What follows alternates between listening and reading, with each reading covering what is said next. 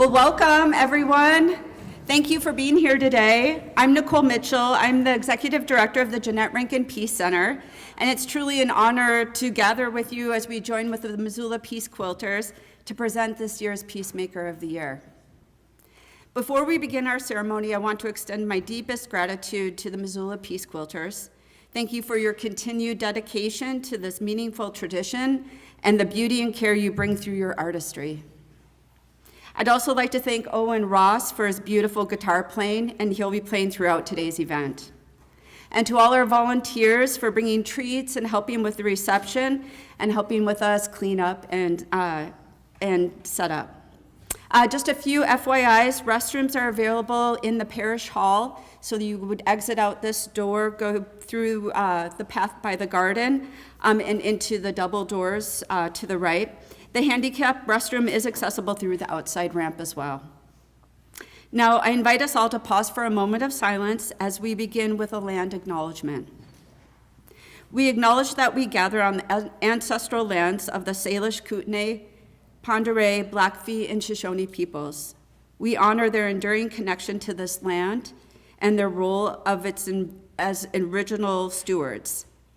In alignment with our mission of peace, justice, and environmental sustainability, we commit to listening, learning, and acting in solidarity with Indigenous communities.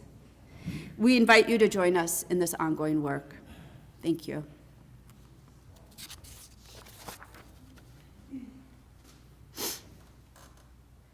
As a cornerstone of Missoula's vibrant community of social change and activism, the Jeannette Rankin Peace Center stands for peace that is rooted in justice, equity, and human connection.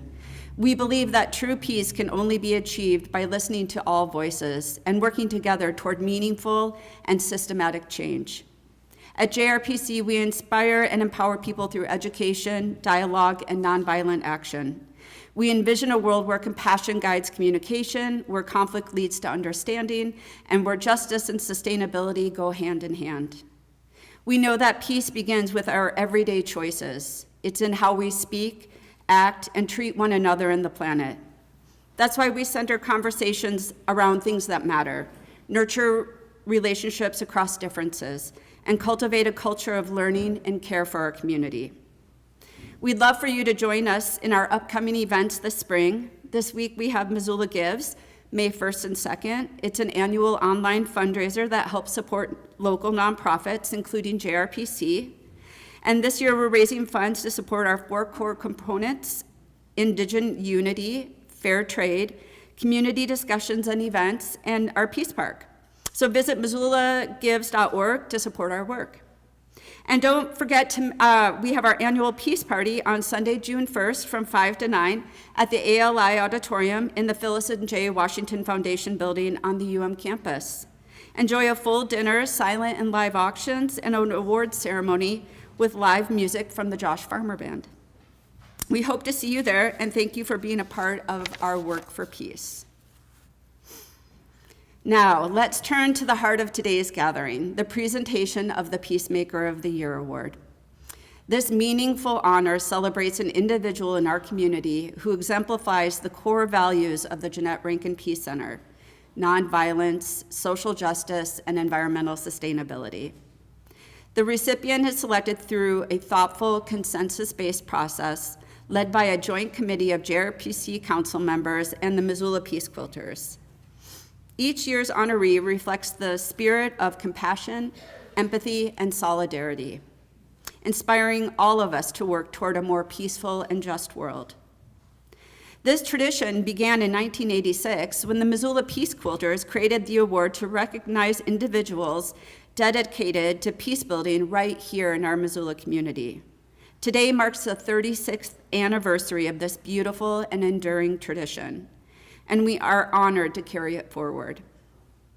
Each Peacemaker receives a handmade quilt, lovingly crafted by the Peace Quilters. These quilts are more than fabric and thread. They are vibrant works of art that capture the essence of the recipient's journey, values, and contributions to Missoula and beyond.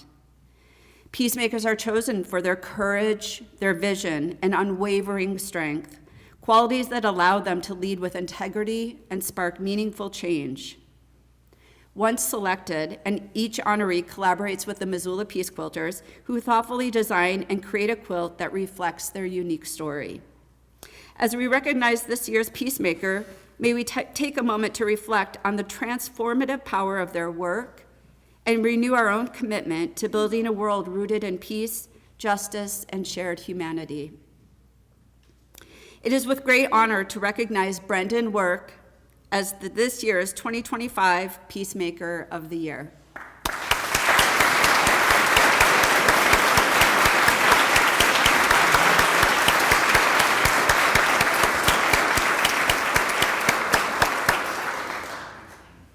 Brendan is a tireless advocate for peace, justice, and human dignity. A fluent Arabic speaker, educator, and organizer, he has dedicated his life to humanizing Arab and Muslim communities, locally and globally, through language, culture, and compassionate action. From living in a West Bank refugee camp as a young journalist to teaching Arabic in Missoula County Public Schools, Brendan brings empathy, courage, and a deep understanding to every facet of his work. As a founding member of Montanans for Palestine, Salam, standing alongside American Muslims, and co-chair of Western Montana DSA, Brendan connects global issues of repression, militarism, and dispossession with local struggles for justice, unionization, and environmental sustainability. His unwavering commitment to nonviolence and bridge building, especially in the face of hate and fear, exemplifies the spirit of peacemaking. Brendan's leadership uplifts marginalized voices, challenges injustice, and inspires action. He is without a doubt one of Montana's unsung heroes, and we are proud to honor him today.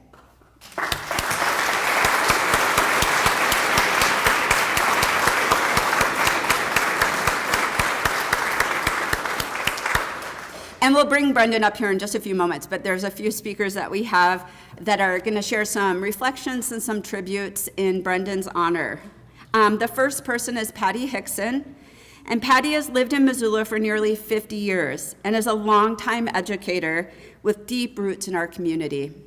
She earned both her undergraduate and graduate degrees in history from the University of Montana and taught world history and international baccalaureate at Hellgate High School until her retirement in 2020. Her connection to Brendan began when he was a sophomore in high school in her honors world history class, just as the Mansfield Center launched its first World Quest competition. Patty served as an advisor, and Brendan was part of the inaugural team.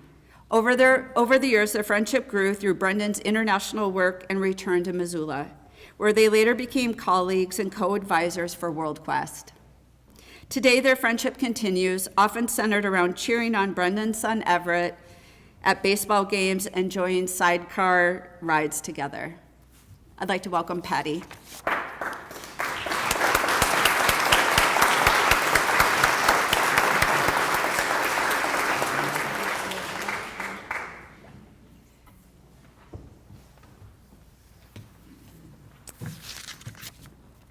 So interesting to get applause as a teacher. Should have started each day with that, asking for that.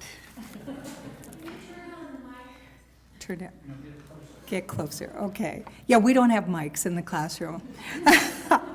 I'm honored today to be here and talk about Brendan in the early years. We'll have Robbie talk about his work currently. Nicole mentioned a lot of the things that I'm going to talk about today, but I'll just reaffirm them. Like I said, I'm honored to be here today to introduce Brendan Work as this year's 2025 Jeannette Rankin Peacemaker of the Year. This is a worthy recipient, I can assure you. Looking at past peacemakers, and I see them here. I saw Zoe earlier, last year's Peacemaker of the Year. I'm aware that Brendan stands in very good company, and I'm sure that all of their journeys have been different, but I suspect that each one of the winners of the Peacemaker of the Year have qualities in common. qualities of dignity, leadership, and most important, clarity of purpose. Brendan is no exception to this. I first met Brendan, as Nicole said, in 2004 when he was a 15-year-old, somewhat squirrely, high school student at Hellgate. He walked into my world history class and quickly established himself as a special kid. In that sophomore year, as you were, in that sophomore year, as Nicole mentioned, Brendan competed in the first Mansfield Center Academic World Quest. Hellgate won, due in no small part, yay! Due in no small part to Brendan having memorized the flags of every country in the world. Kid you not, kid you not. I was gonna bring one and say, no. He was a unique kid. I really had to be on my toes that year, I recall. After a successful high school career, Brendan attended Swarthmore in Pennsylvania and graduated in 2009 with a degree in comparative literature. Also a pretty good handle on Arabic, which will come in good stead soon. To further expand Brendan's understanding of global affairs, he received internships in both Nepal and Botswana. But his emergent political philosophy was formed in Palestine, where he worked as a copy editor and photojournalist for the Palestine News Network in Bethlehem, and later for the Christian Science Monitor. It was there that Brendan got to know the people of Palestine and began to understand firsthand their tragedy. His experiences in Palestine fueled his passion for the region and its people and provided Brendan that clarity of purpose. This clarity has only grown over the years as he's shared it with others, including me. He has definitely changed my perspective over the years, and I appreciate that. Thank you. He returned to Missoula and began his career in the Missoula County Public Schools, teaching Arabic at Sentinel and Hellgate. It was there that Brendan became not my student, but my trusted friend and esteemed colleague. Also co-advisor to Academic World Quest. Brendan also began to apply his commitment to the people of Palestine, with whom he maintains very close relationships to this day, when in 2018 he founded the organization Montanans for Palestine, which you can donate to, and the money will go directly to 4 families in Gaza. Just gonna throw that out. Where he continues to be a tireless advocate, organizer, and fundraisers for the families, I was gonna say who live in Palestine, but they endure in Palestine. Moreover, Brendan pursues his vision of justice for all Americans by co-chairing the Democratic Socialist Party of Montana. And he represents Hellgate High School in the Montana Federation of Public Employees, the union. Okay. Okay. Brendan is a laborer for justice. He didn't have to look far for his influences. My husband would like to think that he had a great influence on Brendan because he used to read to his class in 4th grade every week, but I have not heard Brendan weigh in on that, so I'm gonna let that sit. Other more important influences possibly are his father, Clem Work. His father is a retired journalism professor at the University of Montana, and among other things, the author of the noted book, Darkest Before Dawn, Sedition and Free Speech in the American West. Brendan grew up with clear ideas of universal rights and justice. His mother, Lucia, has been the founder and chair of a number of community organizations in Missoula, including the Missoula Education Organization and the Writing Coaches of Missoula. From her, Brendan learned how to be a better writer, how to be patient, and as Brendan told me recently, quote, she has an inability to be mean. It's very refreshing today. Clem and Lucia, would you stand and let us honor you?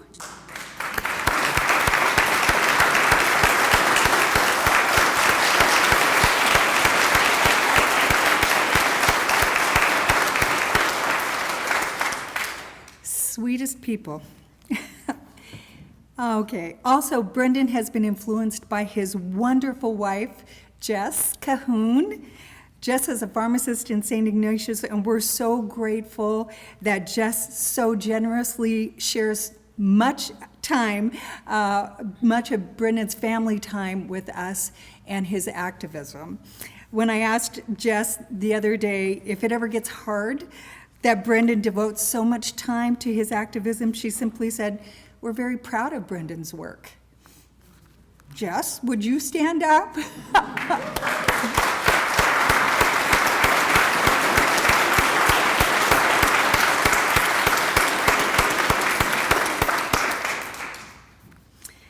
Brendan and Jess's older son, Evan, is following in Brendan's footsteps at Swarthmore, and their younger son, Everett, is finishing up first grade at Hawthorne Elementary, and as Nicole said, is a passionate Little League baseball player. I can attest to that.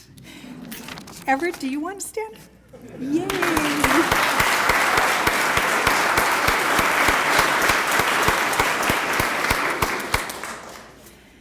All right. His sister, Alyssa, speaking of influencers, is a public defender in New York. And I was just reflecting on the fact that having dinner with this crew is truly like living in Kant's moral society. It is a bunch of good people doing good work. And that's what we need to be, that's what we all need to be doing. Brendan, we look forward to your remarks describing your journey. No one can do that better than you. And I think I speak for all of us in expressing how proud we are of you. Your tireless activism, your endless energy, and your commitment to a just and peaceful world. Thank you, Brendan.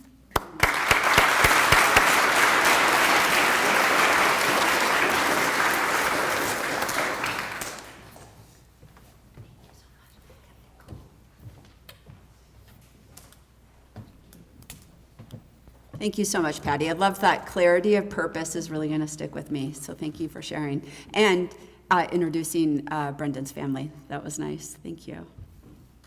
Okay, our next speaker is Robbie Lieben.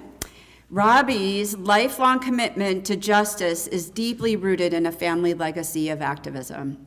From a great aunt who organized for the International Ladies Garment Workers Union and was fired from the Triangle Shirtwaist Factory for her union work, to a mother who defied gender norms and stood on the front lines of the historic Peekskill concert to protect Paul Robeson and Pete Seeger, activism runs deep in Robbie's blood. Growing up in New York City, Robbie joined in on anti-war marches as a child and attended the progressive Little Red Schoolhouse and organized around environmental and labor issues from a young age. His activism continued through college, where he joined the anti-apartheid movement and beyond, being arrested in the 1980s for protesting nuclear weapons and later living with DNA families resisting forced relocation.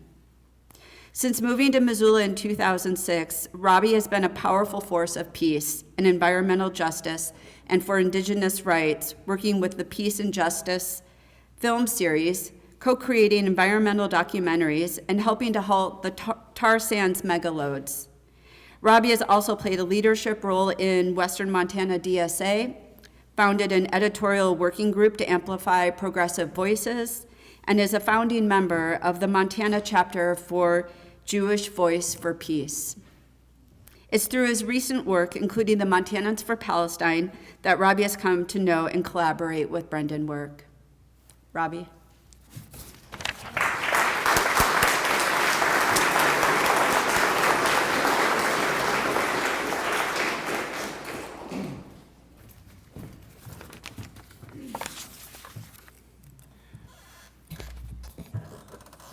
everyone.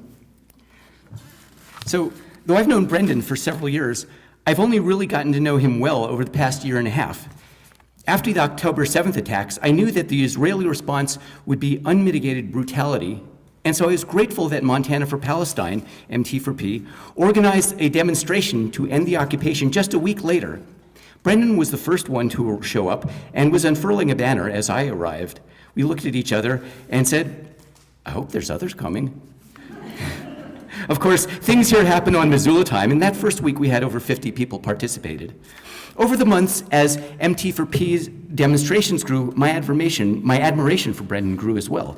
His compassion for Palestinian rights is obvious in all of his talks, and he is frequently choked up when naming the victims of military violence. To Brendan, peace isn't just the absence of physical violence. The root of peace is having political and economic rights free of oppression for all concerned. But Brendan's compassion doesn't stop there. He has been a DSA member for several years. DSA, again, is Democratic Socialists of America, and last year was elected one of the co-chairs of the Western Montana chapter. DSA recognizes the violence inherent in capitalism and imperialism. It's an economic system that concentrates wealth in the hands of fewer and fewer people. Colloquially, we call them billionaires, oligarchs, or the 1%. And we understand that wealth is power. I knew this about Brendan, and if that's all I'd known, Dayenu, as we say on Passover, it would have been enough. Sarah McLean suggested that we nominate him for this award, and that's a great idea. So we set out to do some research, and boy, what did we find? The depth and breadth of Brendan's peacemaking work extends well beyond MT4P and DSA. We approached a number of friends and colleagues and family to ask about him, and now, what would you do if someone asked you to tell them everything about all the political activities of a prominent movement leader? Yeah, you'd suspect we were feds, gathering information to use against him and the movement. So forget about Brendan for a moment. This ceremony is to exonerate my reputation. Here are the findings gathered by Agent Sarah and me. As a young man, Brendan lived in the West Bank, and some of this is going to repeat a little bit of what Patty has just said, for a year, volunteering on a newspaper in Bethlehem. He lived in an apartment in a refugee camp, and while there, he observed firsthand the daily violence, repression, checkpoints, and indignities endured by Palestinian population, and was deeply moved. He learned to speak fluent Arabic, and has since devoted his life to teaching generations of Montana students Arabic language and culture. Implicit in that is respect for Arab humanity. He has worked tirelessly on behalf of the Arabic-speaking and Muslim immigrant communities in and around Missoula. Brendan's understanding of the suffering of Palestinian people has led him to see a similarity with the dispossession of Native Americans and to partner with Salish leaders and leaders of other First Nations to speak at MT4P gatherings. Brendan recognizes that almost all of the struggles we work on are connected, whether it's in Gaza, poverty at home, climate chaos, environmental destruction, homelessness, etc. That has steered him towards DSA. That same economic forces that drive the climate crisis also drive homelessness and drive American militarism worldwide, including in the Middle East. Nonviolence is one of the key precepts for both MT4P and DSA. For example, in 2023, MT4P held a march that started on Missoula County Courthouse. When the march returned to the lawn, we found that a group of neo-Nazis had taken our place. There was a fair amount of fear in the crowd about what the Nazis could do to us. Brendan and other leaders devised a plan of nonviolent resistance should the Nazis attack. I helped spread that plan through the crowd, and I could see the fear and tension drain from most people's faces because of the plan and, just as importantly, that the leadership was taking nonviolence seriously. After that incident, Brendan approached two of us to lead trainings in nonviolent de-escalation for MT4P participants. We conducted those trainings at the Peace Center, and we're planning another one next week. In school, Brendan uses his language skills for the community. He translates parent-teacher conferences for Arabic-speaking parents. He includes Arabic-speaking students in his own language classes as a way to help them belong. As Patty said, he helps the students participate in this annual competition called the Academic World Quest at the National Gallery in Washington, D.C. And beyond school, Brendan helps immigrants at Soft Landing translate documents and fill out forms. By the way, I'm a monolingual moron, so these language feats are like mind-boggling to me. Brendan helped found Salam. The acronym stands for Standing Alongside American Muslims. In Arabic, Salam means peace. Quote, Salam's goal is to support our Muslim neighbors through education, allyships, informed, respectful discussion, according to Salam's Facebook page, which shows numerous examples of peacemaking. For example, making Arab and Muslim immigrants in Missoula feel welcome. They put on Celebrate Islam Week in 2018, opening Islam to the wider Missoula community. They put on Shavuot across America in 2020, building bridges between Jewish and Arab communities. Every year, Brendan helps prepare iftar meals, the break fast at the end of Ramadan. Brendan is very active in MFPE, the Montana Federation of Public Employees, the union that includes public school teachers. He believes that in order to achieve social justice, we must have economic justice, and unions are one avenue to achieving it. I would be remiss if I didn't say that one of the people we interviewed said that she did not think that Brendan should be Peacemaker of the Year, because he takes specific sides in conflicts. She believes that the recipients should be someone who takes a side, who doesn't take a side, but acknowledges all sides. With all due respect, I disagree with that perspective. Sometimes peacemaking means that you do have to take a side. Power concedes nothing without a demand. During the Vietnam War, we, the peace movement, understood that the United States was clearly the aggressor and was waging war against Vietnam for its own cynical geopolitical purposes. We did not believe that the U.S. had any good reason for doing so. We just had to stop our government from waging war. In the struggle to end apartheid, we didn't say that we wanted South Africa to be destroyed. We said it could no longer exist as an apartheid state. The abolitionists didn't claim that slaveholders' property rights should be acknowledged. Slavery itself was the problem. And during the Holocaust, we didn't say that maintaining Aryan supremacy needs to be taken into account. We had to end the genocide. None of these struggles was easy, and all of these movements faced propaganda from the powerful to obfuscate the issues. To paraphrase Noam Chomsky, that's how elites manufacture consent for the awful deeds they want their governments to do. Many will be swayed by such propaganda and strive passionately on behalf of the aggressors. It's those people's humanity that we must acknowledge while not accepting the legitimacy of the destructive policies they advocate. That's the essence of nonviolence. Today, we are now struggling to end the Gaza genocide as well as Israeli apartheid, which is at the root of the conflict. As Americans, we have been propagandized so long about how Israel is the only democracy in the Middle East and that it is under continual attack by anti-Semitic Arabs. That history ignores the fact that Israel was created in a spasm of ethnic cleansing in 1948. It ignores the apartheid rule Israel has exerted over Gaza and the West Bank since 1967. We don't advocate Israel's destruction, certainly neither Brendan nor I do. What we do advocate for is that Palestinians and Israeli Jews all need to live in safety with full political and economic rights. Though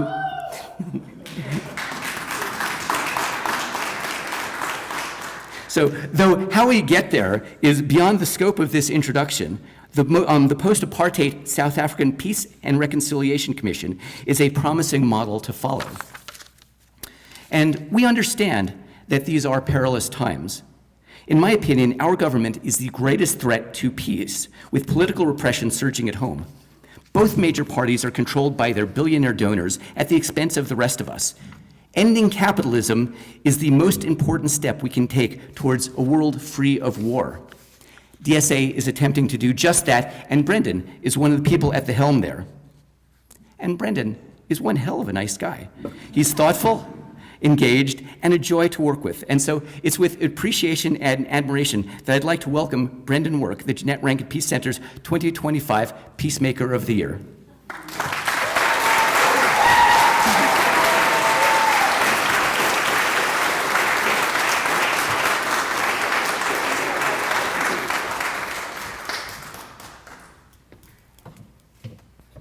Thank you, Robbie. That was a really awesome reflection and tribute to Brendan. Okay, so Brendan's coming up soon. Thanks for all your patience, and Patty and Robbie again, thank you so much. It's my great pleasure now to invite Suzanne Starrett, representing the Missoula Peace Quilters, to join us. Suzanne and her fellow Peace Quilters are an incredibly talented and devoted group. Through their artistry, they transform fabric and thread into powerful symbols of recognition and gratitude. Each quilt they create is not only a visual stunning work of art, it's a heartfelt tribute to the spirit and service of the Peacemaker. Their quilts do more than provide warmth. They tell a story, celebrate a journey, and reflect on the deepest care and intention behind each stitch. Please join me in a warm welcome to Suzanne Sterrett, the extraordinary Peace Quilters.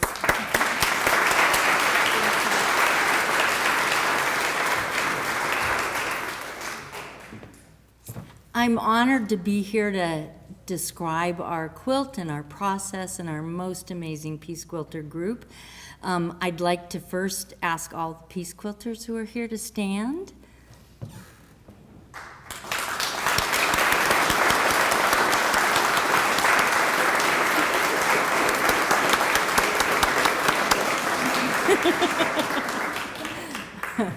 Thank you. This group of happens to be women. This group of women are amazing artists in their own right. We all enjoy quilting and sewing and have probably been involved in that process most of our lives. Is that okay? I can see hands waving, but I have no idea what they're waving about. Anyway, so the Peace Quilters enjoy on their own. And yet I often say that every quilt we make together is never something any one of us could have done. It is such a fabulous process to join with such talent, such love, such resourcefulness, and good listeners, because we interview the Peacemaker of the Year in the fall, late fall, early part of the year, and then go after that information. We collect that information and create ideas on design, what we think is important to put in the design, and we shared those ideas that we all gathered. Well, as any of you know, you can have 4 people in a room hearing one person talk, and all of us leave with a different focus. So it is lively, it is creative, it is loving, it is just an amazing flow of information and ideas. And I think all of us feel this way, but I can say for myself, I absolutely love being a Peace Quilter. And thank you, Brendan, for this year's honor to make a quilt for you. I think it's time for the unveiling. We're missing a part on the rack, so I'm going to do it gently and so it doesn't tip over.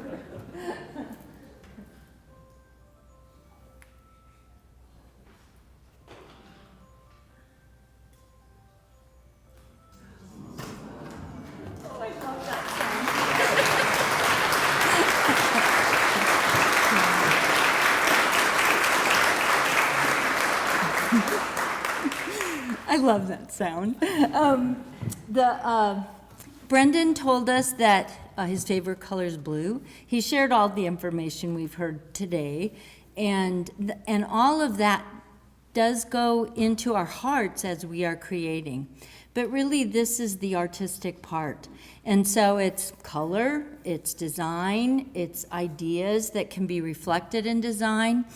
And so he shared with us that the art he is attracted to, understandably, follows the concept of arabesque. And if you look that up, it has several meanings, but it is the repetition, and it's a mathematical formulation. And this process was so exciting. It's quite different, I think, from anything we've ever done. And we were very fortunate to have one of our members be expert in architecture and Arabian architecture and the arabesque concept. And she shared math formulas with us and diagrams, architectural diagrams. And I looked at it and went, But a few of us decided that we would tackle this design and see if we could come up with something to put into fabric.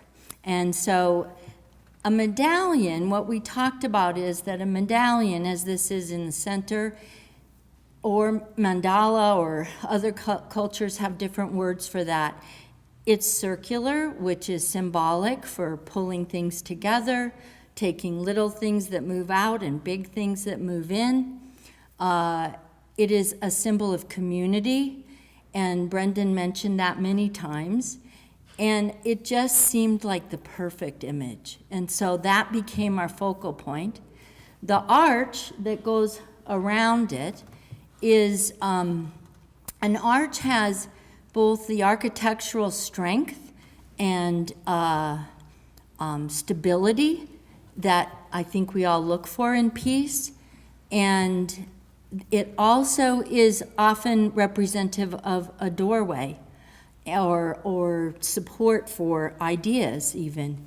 And so on our journeys, we all have to go through some doors, and some more willingly than others, but this, I think, is a very welcoming arch design that then takes you to the medallion.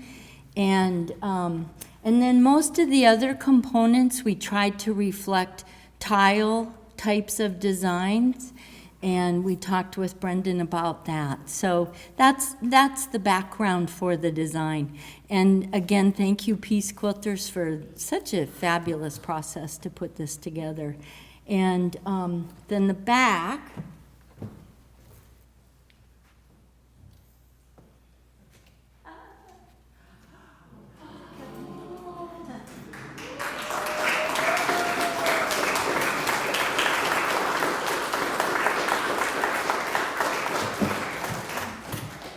incorporates a cultural scarf, and I am not going to get the name, but Jackie has one on.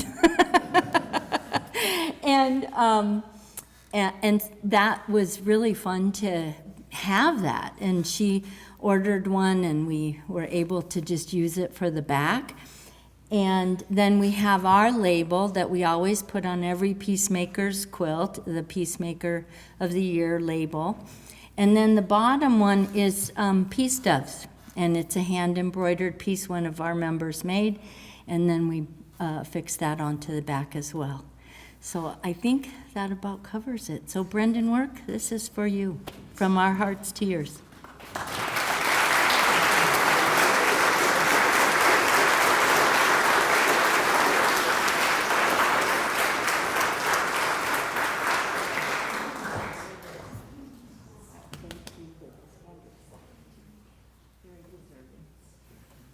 You can do anything you want.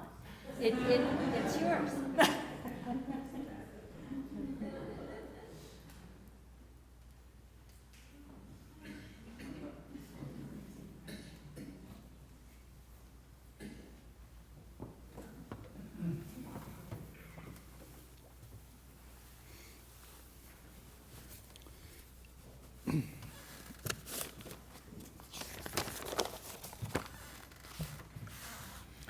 So, I'm the Peacemaker of the Year.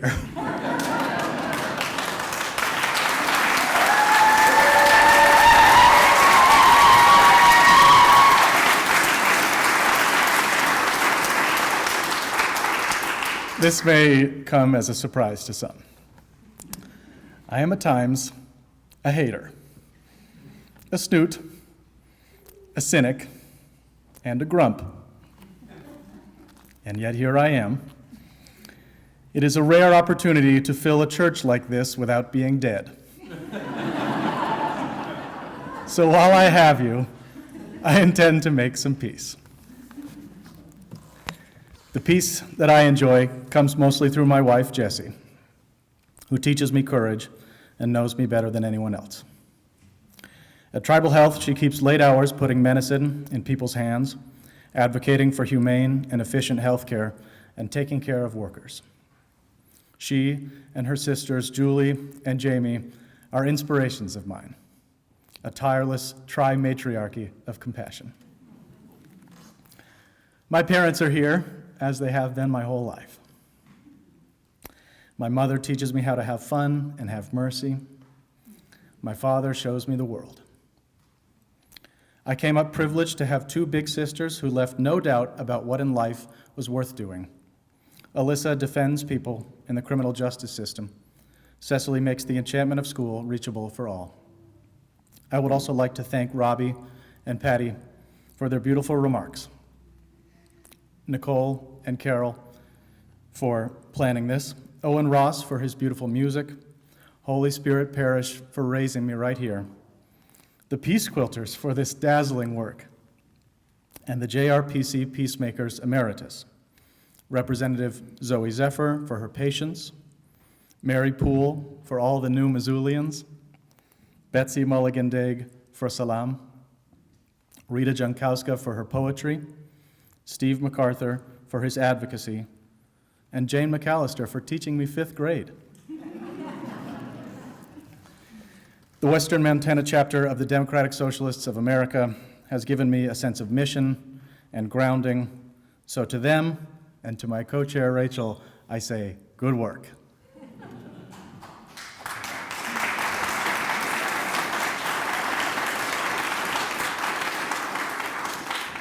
Montanans for Palestine, MT4P, were with me from the very first day, and I cannot possibly express my gratitude for the bravery, patience, goodwill, and moral clarity they have shown me and the world over the last year and a half. From the No Preference campaign to defeating HB 950, from writing cards, which have now arrived in the hands of children in Cairo, to raising $20,000 across the state in direct aid. If you are hearing this here in Missoula or Bozeman, Helena, Flathead, Billings, any of the chapters, if you have done anything for this movement, I trust you and I love you forever. Finally, I would like to dedicate this award to my children. Everett, I know that I am a confusing dad sometimes. I look at my phone and I cry and then I give you a really hard hug. Other times I'm gone the whole day and I come back without my voice. Just remember, being weird is good.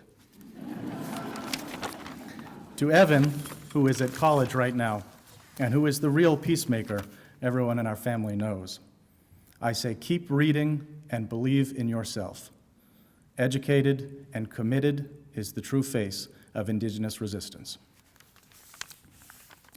I am lucky to have had a rich life with many roles, and I see people here who know me primarily as an uncle, a teacher, or a refugee helper. Perhaps some of them wonder why Palestine consumes so much of my time and energy, and why it is about to consume so much of this speech. The first answer is that the time I spent there 15 years ago radically changed the person I am. I wish I could talk today about Ayed, whose home I lived in, or my reporting buddies, or Ahad, who was shot in the eye but became a carpenter. Instead, I'll focus on the second answer to that question, which is that today, Palestine is radically changing who we all are. I don't need to tell you that today circumstances are dire to be receiving an award like this. What I do hope to tell you is that many of these circumstances emerge from this issue. Is a university a place for students or for donors? Palestine is that test. Can we speak freely, or will we be held indefinitely and deported for, quote, holding opinions dangerous to American foreign policy? Palestine, again, is that test. Are our faiths universal bastions for the oppressed, or are they sanctimonious tax havens? Does government exist to provide us basic rights and basic means of living, or more advanced ways of killing? Is due process a right? Is international law a fiction? On all these questions, there is no faster way to find an answer than to speak out for Palestine. And that answer over the last 19 months has been extremely disheartening. Palestine has broken Columbia University and the Democratic Party. Palestine has exposed the Bill of Rights and the International Criminal Court. Palestine is not only the crucible at the center of contemporary Judaism, it is also the best argument against so-called Christian brotherhood and the concept of pan-Islamic solidarity. Here in Missoula, we have embarrassed ourselves.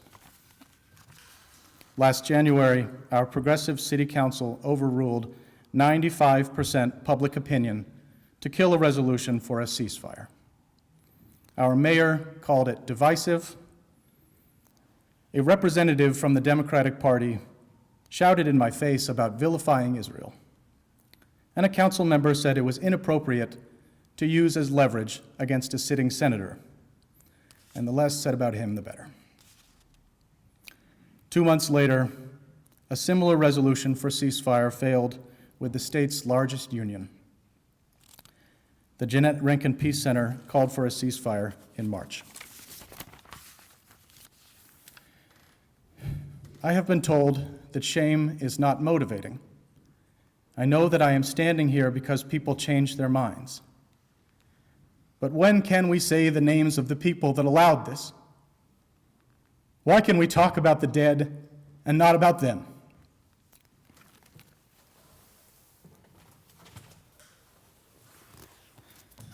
These 55,000 names were each spoken tenderly for a first and a last time before our weapons, our government, our complicity killed them. How dare we not feel shame?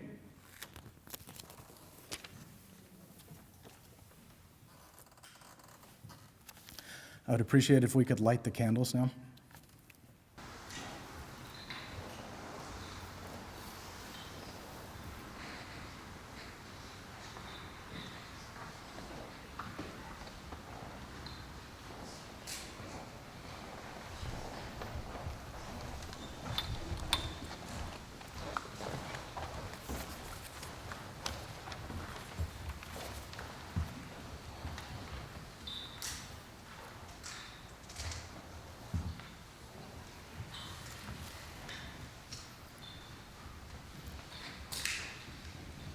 These candles are being lit and passed out with 1 page of the multi-thousand page document of people killed in Gaza.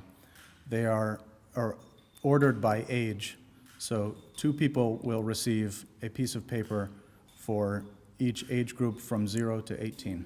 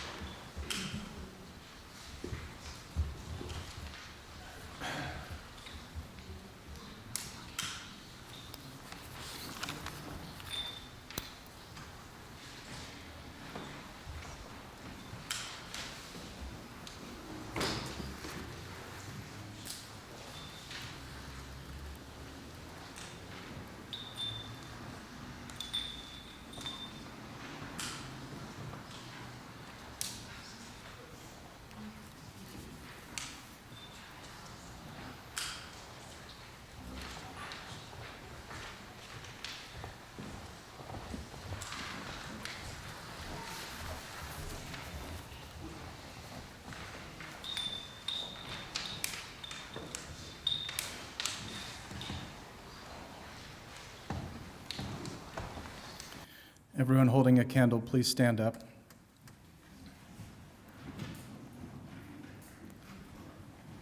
When the age on your piece of paper is mentioned, please blow out your candle and sit down.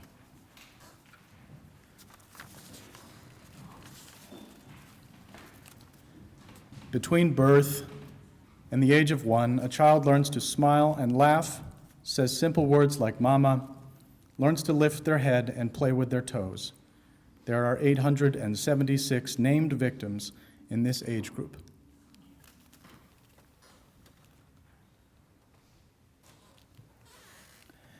At 1 year old, a child can drink from a cup and eat with a spoon, walk, build with blocks, and recognize themselves in the mirror. 845. At 2 years old, a child may show defiant behavior or refuse to share, but they will also make their first friend.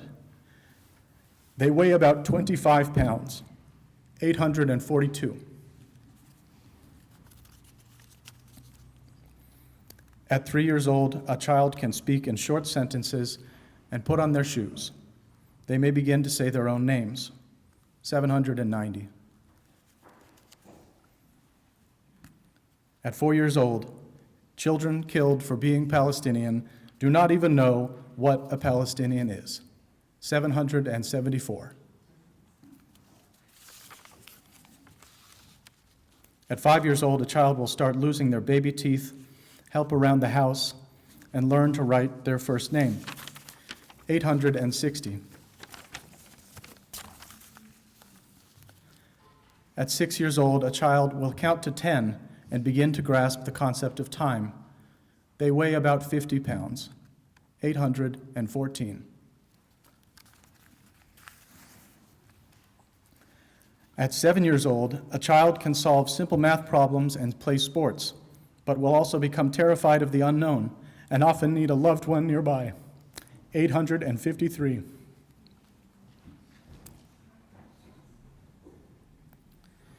At 8 years old, a child may look gangly, as if their arms and legs are too big for their bodies, 774. At 9 years old, a child gains a strong sense of empathy. They like to draw, paint, and build models to practice their fine motor skills, 802.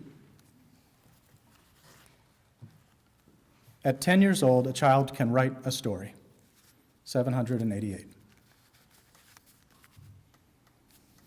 At 11 years old, a child may start to grasp abstract concepts like a nation, a religion, or humanity, 852. At 12 years old, a child begins to undergo menstruation, body hair, and painful growth spurts. They may become addicted to video games or social media, 862. At 13 years old, a child may begin to set goals or consider their long-term future, 973. At 14 years old, a child can be placed in administrative detention, which under Israeli law requires no charge or trial based on secret evidence that their lawyer cannot review, 960. At 15 years old, a child feels stirrings of attraction for another person. They will seek them out frequently, sometimes acting silly or rude to gain their attention, 914. At 16 years old, a child is striving for independence. They may avoid their parents, preparing them for the inevitable pain of leaving the nest, 1,015. At 17 years old, a child may complete their high school education, speak another language fluently, and wish to travel the world, 1,028. At 18 years old, Israel counts male children as Hamas combatants, 1,023.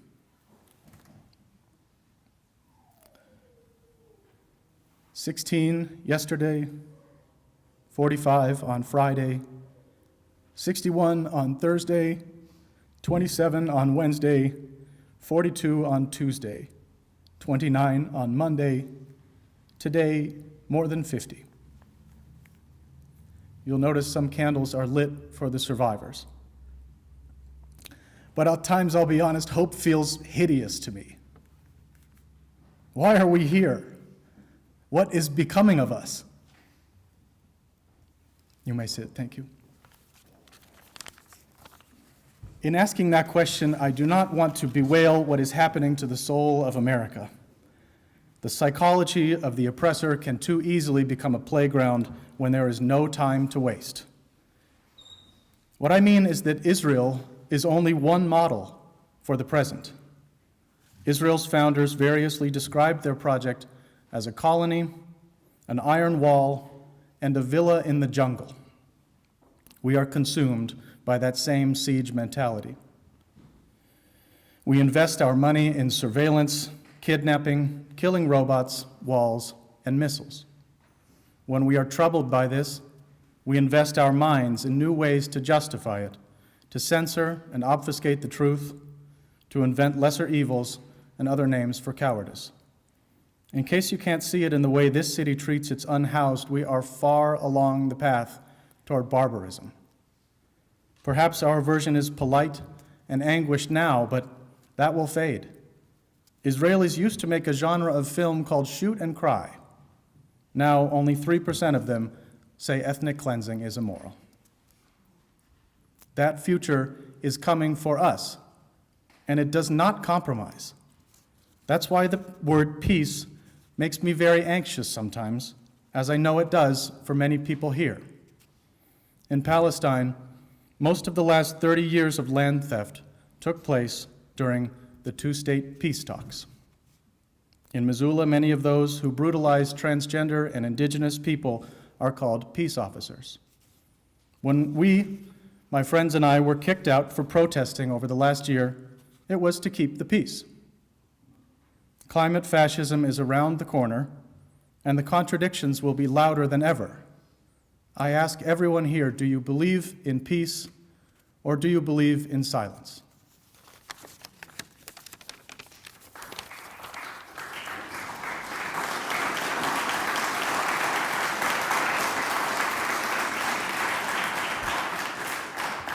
If Israel is one model for our present, a free Palestine can be a model for our future.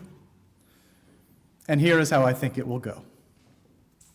In a few minutes, we will all go out to the parish hall and raise a bunch of money for 6-year-old Judy, who was injured in an airstrike, and Mariam, who has not seen a single can of food enter Gaza in 52 days. Later this week, perhaps after a coordinated campaign by some local activists, the Montana Board of Investment will refuse to renew its stake in several Israeli corporations. City councils, unions, universities, and individuals will divest from occupation profiteers like Caterpillar, Chevron, and SodaStream. A few months after that, the United States will block its first arms shipment to Israel, after which, to paraphrase a top Israeli general, the Air Force will not be able to fly even a single minute. Gaza will be rebuilt with massive, sustainable international aid, including volunteers from this room.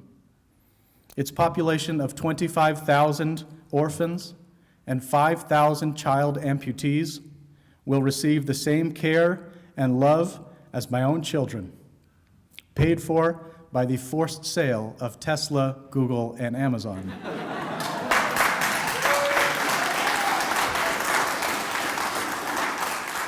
Under international pressure, apartheid will collapse for the second time.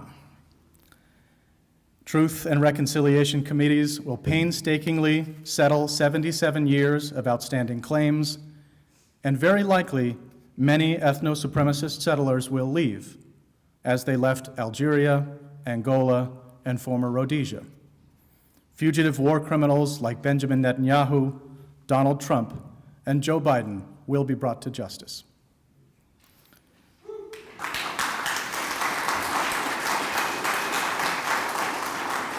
From the river to the sea, Palestine will become a single state with equal rights for Muslims, Jews, and Christians, and following its lead, and forced by a general strike on May 1st, 2028, the American federal government will transfer the Pentagon's blank check to Social Security and Medicare, funding them in perpetuity and paying reparations for those affected by our own centuries of slavery and genocide.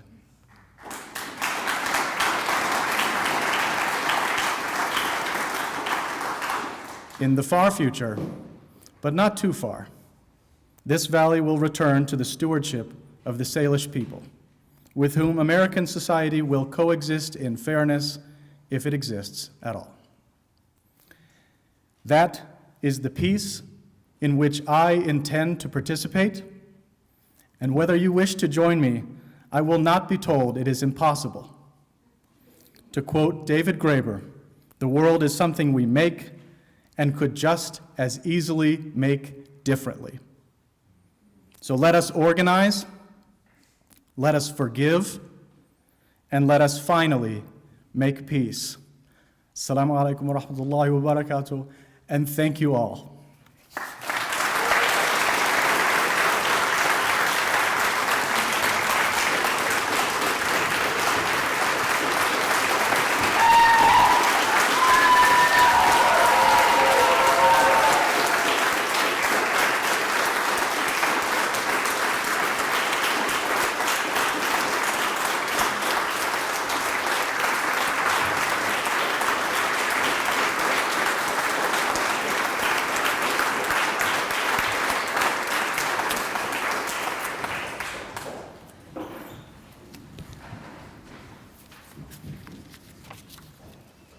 Thank you, Brendan. That's a tough act to follow. That was an amazing speech, and we're honored to have you here. Thank you. Okay, so again, so well-deserved, Brendan, and thank you. You give us hope. I'd like to now ask past peacemakers to come to the stage if you are able, or stand. So I'm just going to start from the very first peacemaker and read off everybody's name. So if you're able, come on up here, or just go ahead and stand. So 1986, Flo Chesson was our first Peacemaker of the Year. Oh, I see you, Flo.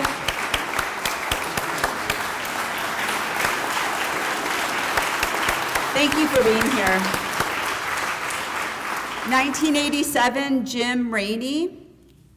1988, Butch Turk. 1989, Connie Skusen. 1990, Perry Gleesman. 1991, Pat Ortmeyer. 1992, Anita Doyle. 1993, Beth Sir. Oh.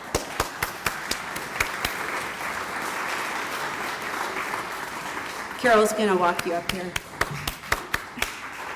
Our organizer extraordinaire. 1994, Scott Morgan and Tom Javins. 1995, Julie Grant.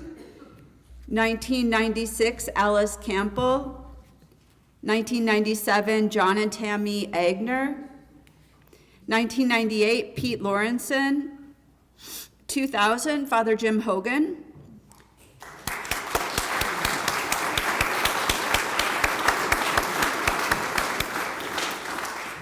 2001, Liz Rance. 2002, Brian E. Schwan and Scott Nicholson. 2003, Rita Jankowski Bradley. There's Rita in the back.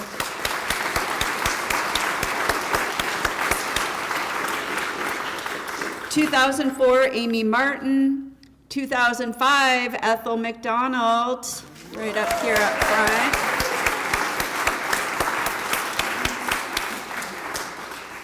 2006, Reverend Peter Schober. I'm not sure if Peter's here. 2007, Josh Slotnick. 2008, Carol Schneider, right up here, and the Missoula Women in Black. 2009, Jim Karen. 2010, John Mitchell Bow. 2011, Jane McAllister. I'm not sure if Jane's here. 2012, Dan Gallagher. 2013, Mike Chesson. 2014, Claudia Brown.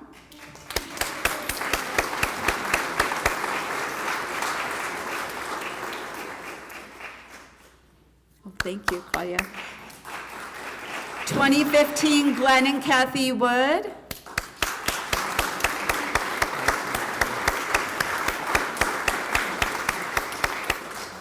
2016, Patrick Weaselhead. Not sure if Patrick's here. 2017, Mary Poole. Not sure if Mary's here either. 2018, Steve MacArthur. 2019, Fernanda Crum and Robert Rivers. 2020, Katie Dickinson. And 2024 was Zoe Zephyr, and Zoe was here earlier, but had to get back to Helena.